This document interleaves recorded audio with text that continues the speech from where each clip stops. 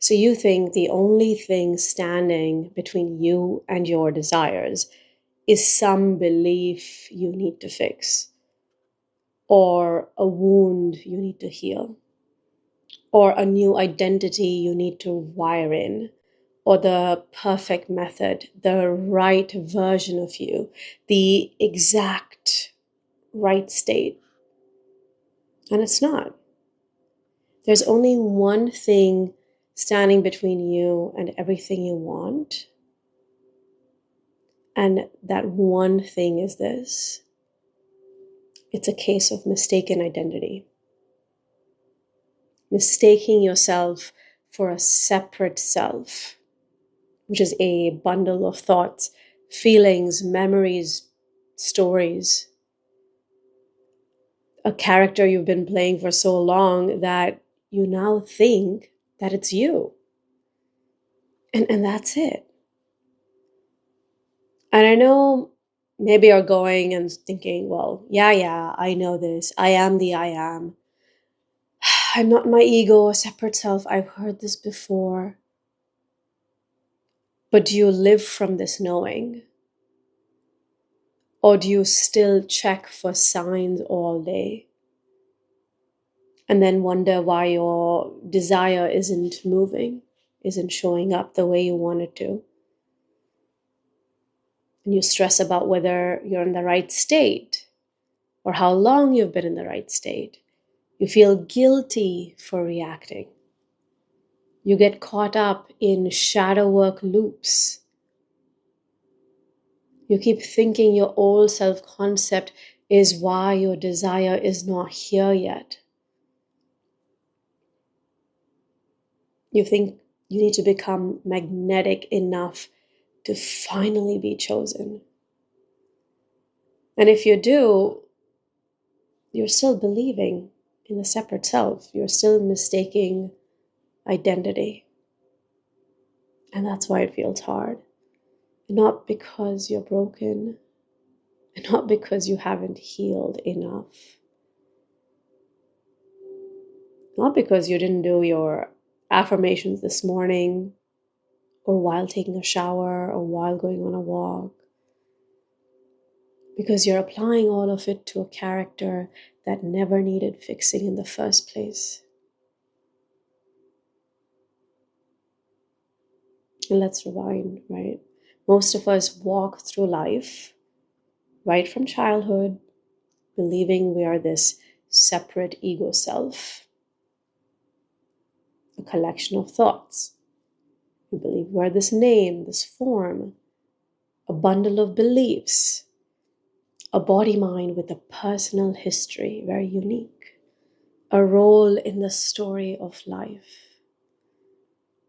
And we believe the separate self is the one moving through the world, the one who has to heal, the one who has to become worthy, the one who has to work on bettering themselves, the one who has to get to the right identity to finally manifest their dream life.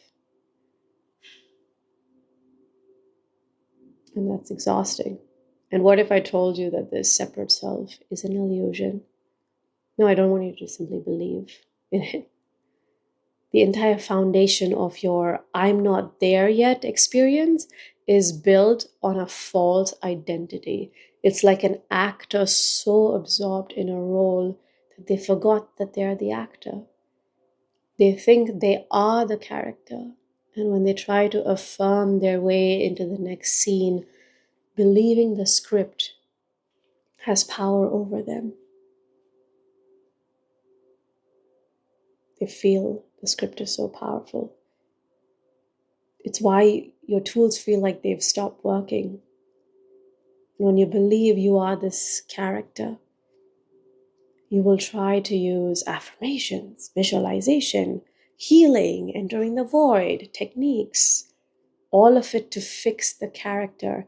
But the gap you're trying to bridge between you and your desire, it only exists because you've mistaken yourself for the one with the gap, which is the separate self. And the belief in lack is only there because you think you are someone separate from what you want. And when you affirm from that place, you actually reinforce the separation because you are affirming as the one who lacks it. And the result is, well, more waiting, more chasing, more inner tension.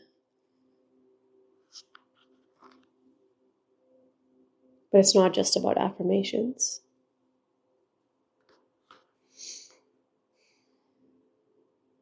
If you're dealing with, not trusting yourself, doubting if your circumstances are working in your favor, if every movement is actually happening for you, obsessing over outcomes, feeling annoyed, triggered, or stuck, and reacting to those reactions, tripping over your dysregulated nervous system, feeling desperate or unsafe without your desire, none of this is random, and none of this is your fault. And none of this is because you are failing at techniques. It is all pointing to one root issue. You're identifying as the separate ego self, which is a bundle of thoughts and feelings. And when you do that, or I do that, we unconsciously act as if I am the one who lacks, so I am the one who must get. I'm the one who must become something more. And the law of assumption community, as well as the larger manifesting community, is full of this. Right? Let me show you how this plays out every day in this space. Maybe you can see it in your life. Maybe you've done this before. So you decide your desire is yours, but spend the next 3 hours looking for proof. You affirm that you're loved, but keep refreshing their Instagram or checking your phone if you received a text. You believe you have to enter the void state, but then you feel bad because you can't sustain it. You try to hold high self-concept, but underneath, you think the old you is sabotaging everything. But you have to still change the old you. And then you obsess over whether you reacted too much, for too long, for 5 minutes, 2 days, and if it's ruined your manifestation. And then you think you need to reprogram the subconscious mind as if the real you is the subconscious bundle of conditioning. You keep trying to maintain the right state so your desire will stay or arrive. That must be pretty tiring. And all of this arises from mistaken identity. All of it comes from seeing yourself as a character who needs to manage their experience, become something, earn it, or fix it.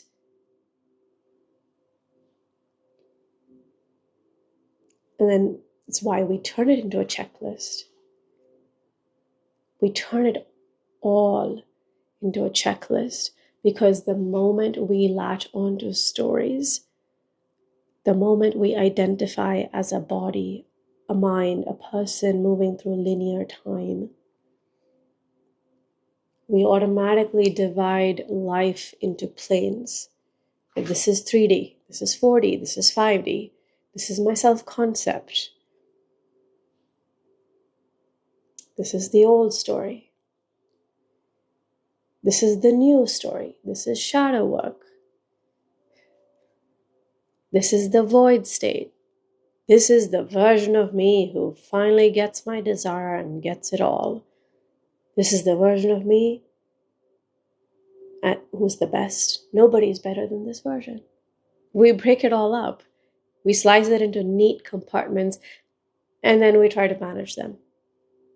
Why? Because we've already attached to the idea that we are the one who has to manage it all.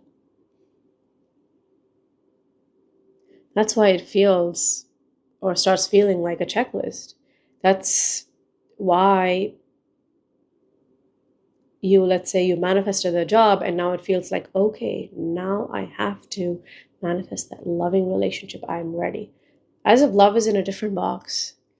As if you have to earn it next or do something different next. The checklist mentality is a symptom of mistaken identity. And yeah, each of us do this at some levels, subtly. You only need a checklist when you think there is somewhere to get, when you think you are someone moving through time, trying to acquire experiences.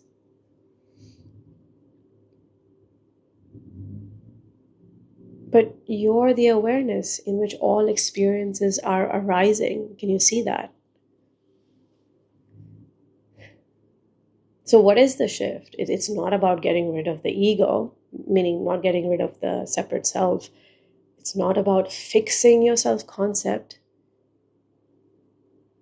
It's while gritting your teeth. It's not about perfecting a state. It's not about rewiring your brain until you feel like banging your head against the wall. It's about seeing the illusion for what it is. That your true nature is awareness or consciousness or the I am. It does not lack anything. It is not trying to become anything. When you rest here, states of love, abundance, etc., they arise naturally. Experiences you love flow effortlessly. Manifestation is seen to be spontaneous, not forced.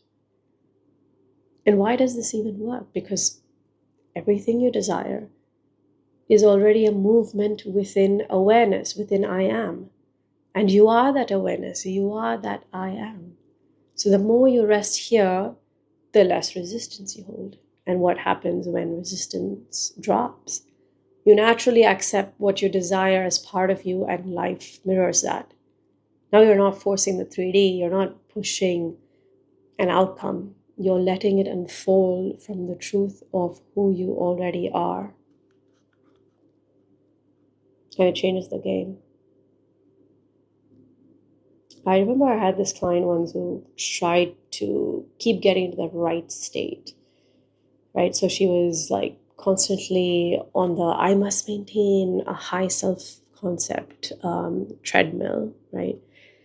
And she would say like, well, if I react, I'll ruin it. I know that if I don't stay confident, I won't be chosen. And I need to reprogram all my subconscious, like childhood patterns, so I can finally sustain the state of being loved. And actually, she was like exhausted. And her specific person was still not showing up. The specific person, they were broken up for a few months, I think. So we worked together, and one of the things I had asked her was, well, like, who is the one trying to maintain a state? Where is the self that lacks love, right? Without any story, what is even here right now? And that changed things for her because she stopped identifying as the fixer of her life, along with the somatic exploration, inquiry we did. She saw that love, presence, being, it was already here. And within 2-3 weeks, she didn't need to maintain a state. She started living as the one who is already whole, because it keeps coming and going, right? Like that recognition. And then naturally, the specific person showed up effortlessly. It's not a coincidence. And you already know how to do this. You've thought of someone and they've texted you. You've randomly found an opportunity without trying. I'm sure you have. Have you ever stopped obsessing about a desire and then it came? That wasn't losing state. That was just like resting as awareness. That was allowing what was already in the field to show up. You've already done this before. Now you're doing it with some awareness, doing it consciously. So every time you Try to get into the right state. Try to hold your new self-concept. Try to heal more to become worthy. Try to clear blocks. Try to decide harder.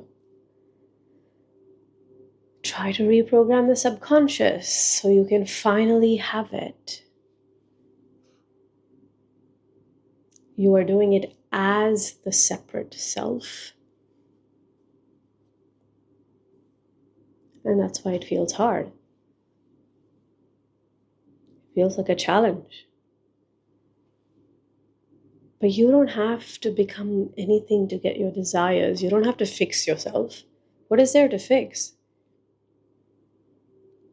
You don't have to perfect a state. You simply have to see that the separate self was never who you were. The lack was a story arising in awareness. It was not a real identity.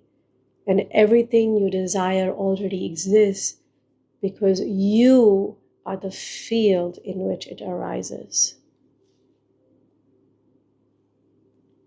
So what now? Pause. You bring your desire to your mind. And then you can ask, well, who is the one trying to get this desire? Who is aware of that thought? Without the story, what is here right now? And lean into the direction of these questions. Where do they take you? Rest here just for a few moments. And that's it. You don't need to become magnetic. You don't need to wire in new beliefs. You don't need to maintain a state. When you rest as awareness, which you already are, you see that there was never a gap. There was never a separate self that had to fix anything. Manifestation was already happening through you, as you. And one final thing, this is not about dismissing tools. It's not about bashing inner child work or shadow work or breath work, meditation, or any technique or any other traditional methods. They have their place, otherwise they would not exist. Right? But unless you see through the mistaken identity first, experientially, not mentally, experientially, you will use these tools as the separate self trying to get. You will use I am as well as a way to get some stuff. And you'll still be stuck in the loop of lack. What we're talking about is the direct path. You're resting in who you are, letting your desires arise from here, letting states of love, abundance, of health, whatever it is, express naturally. And just being or resting as who you truly are does not mean you sit in a cave and you're doing nothing. It means you live your life from knowing, not from need. You let actions arise naturally. You have conversations, you move through the world, you take steps when they feel aligned, but none of it comes from the frantic, oh, I must make it happen energy. It's just happening spontaneously, like you already are. And life moves from that. So you are not becoming the version who gets what they want. You're already the one revealing it. You are already the space in which it unfolds. That's the game. That's the shift. That's the freedom. And you get to live it. And if you want additional help, which you don't always need, but if you do want it, I have one-on-one coaching, both video and audio. You'll find the links in the description below. They're all very experiential, not more quotes and words and, criticisms. And if you want to experience oneness with your desires in the form of a mini course, then you have Weightless You'll find everything in the link below, and I'd love to hear your thoughts in the comments below. I'll see you then.